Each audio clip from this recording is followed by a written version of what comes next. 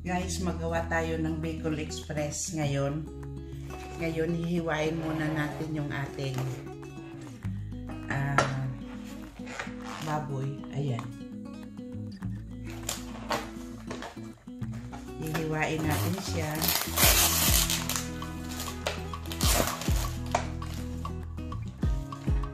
Ayan. Maglagay tayo ng lalagyan. Ito. Tama lang ito. Ayan.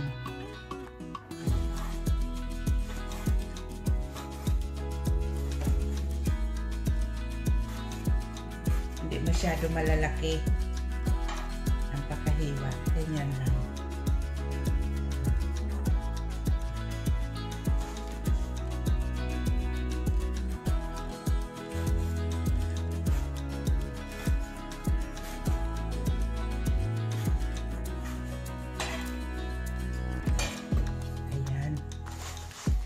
Yung ating Bicol Express ngayon na lulutuin. Dahil napakahilig ko sa maanghang talaga.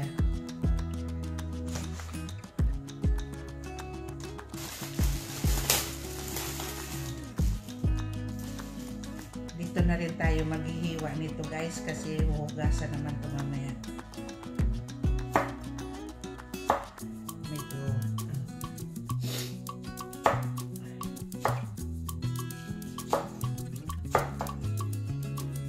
Ayoko niya. Gusto ko na liit na kutsilyo. Nasanay ang pagluto.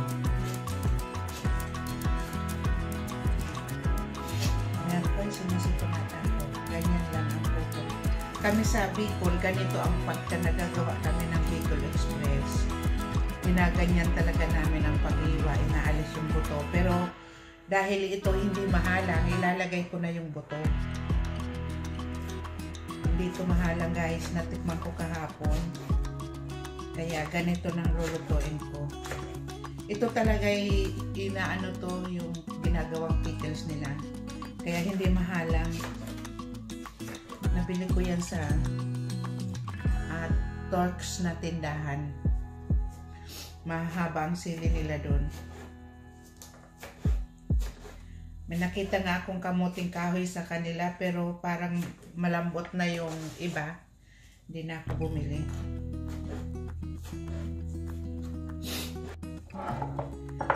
Ayan guys, maghihiwa tayo ng sibuyas. Natapos na natin yung sili. Ngayon sibuyas naman ang hihiwain natin para sa ating Bicol Express. Ayan, dito natin ilagay.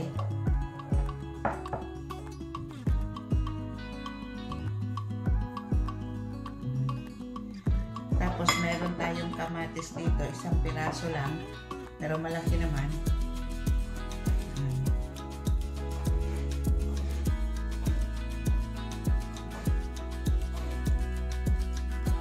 Ayan.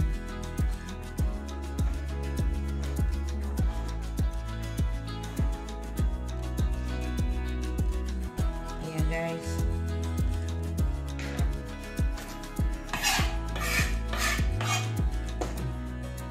Tapos yung bawang natin.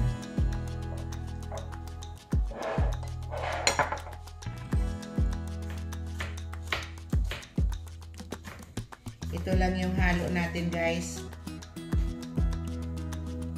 Bawang, sibuyas, kamatis. Tapos mamaya lalagyan natin siya ng bagoong na alamang.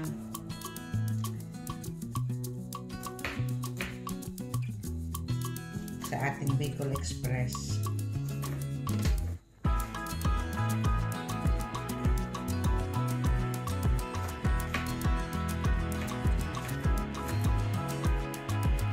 Ayan guys, tapos na. Tapos na.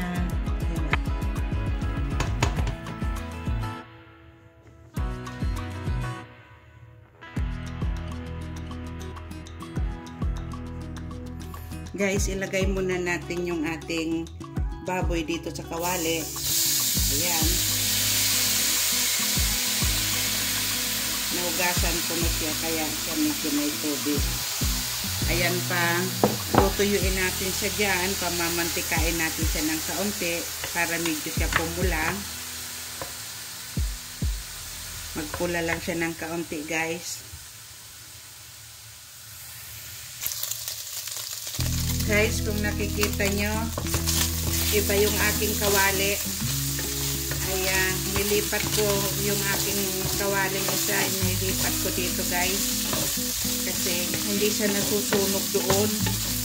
Yun pala yung kawaling hindi nasusunog. Kaya ang tagal kong nag-aantay, hindi pa rin siya natutuyo. Hindi pa rin siya nag-brown.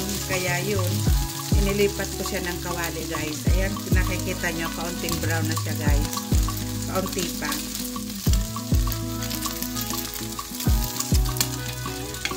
Ayan, guys, haluin natin ulit. Ayan, brown na siya. Tama na to, guys. Ang ganito, tama na to. Ayan, hahanguin natin siya dyan. Tatabi natin. Saka natin dyan natin siya igigisa ulit. Ayan, guys, yung pinag-alisan natin ng baboy, dyan natin igigisa yung ating bawang. Kung hindi sapat ang mantika, pwede pang dagdagan ng mantika, guys. Ito yung taba ng baboy. Ito yung aking ginisa dyan. Pero kung sa inyo ay hindi sapat, dagdagan nyo ng mantika. Pero sa akin, okay na. Ayan ang sibuyas.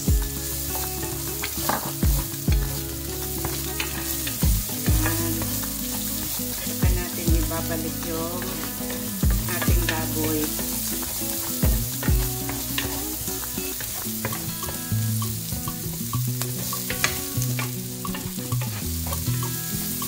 Lagyan natin ng kamatis.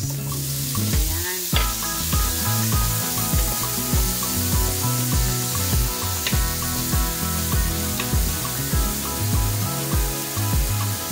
Napakalaki kasi ng isang kawali kanina.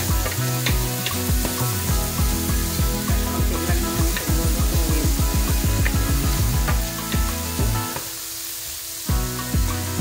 Ayan. Paturog-turogin natin ng kaunti yung ating kamatis.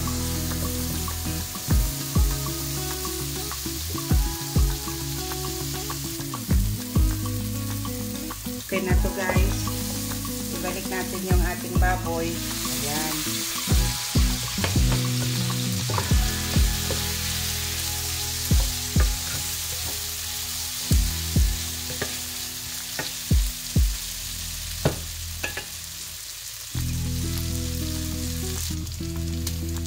Ayan, haluin natin, guys.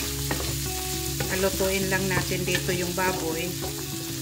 Pag sa tingin nyo luto na, pwede na natin ilagay yung ating sili.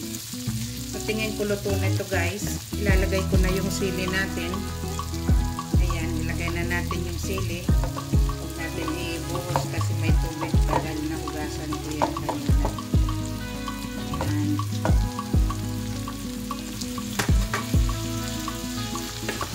Ayan, guys.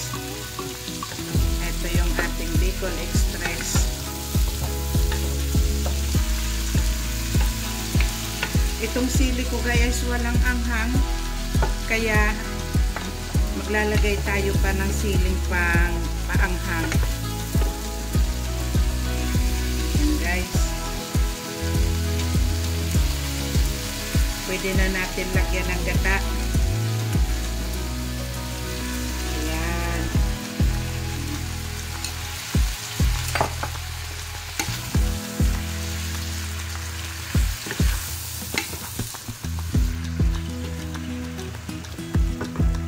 Dagdagan pa natin ng gata.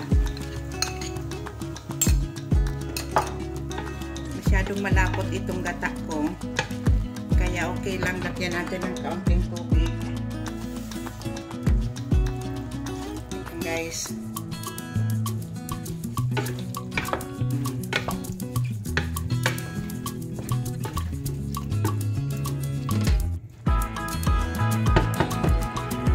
Lagyan natin ng paminta.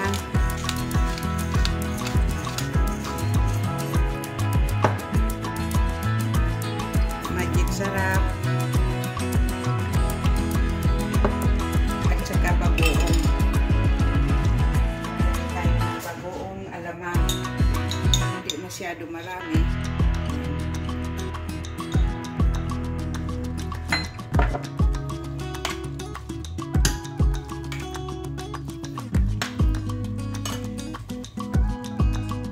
Ayan guys, hindi masyado marami yung ating bagong alamang kasi baka umalat. Pampalasa lang naman siya guys.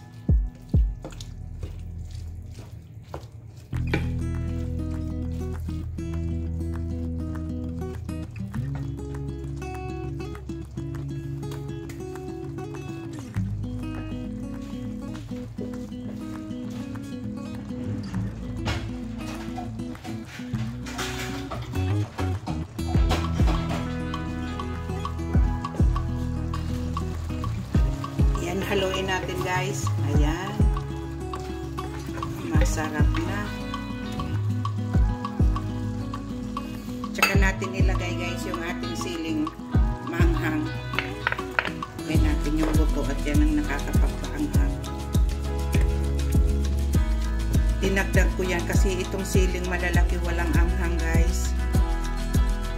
Gusto ko talaga mahalang.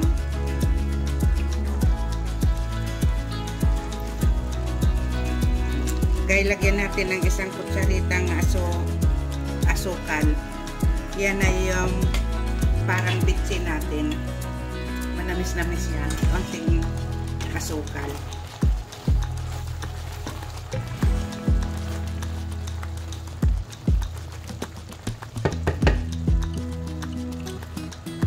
Masarap.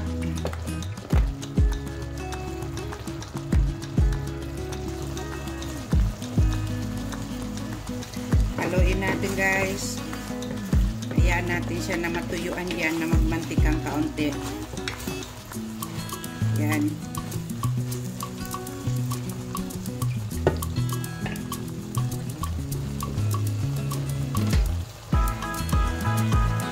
Ayan, tapos na to guys.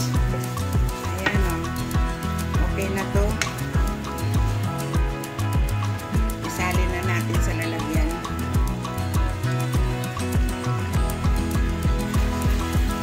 Salin na natin.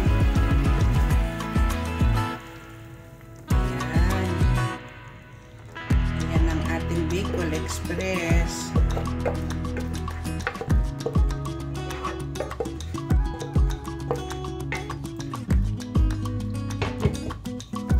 Ito guys. Tapos na tayong magluto ng ating Bicol Express. Ayan na siya. Ayan.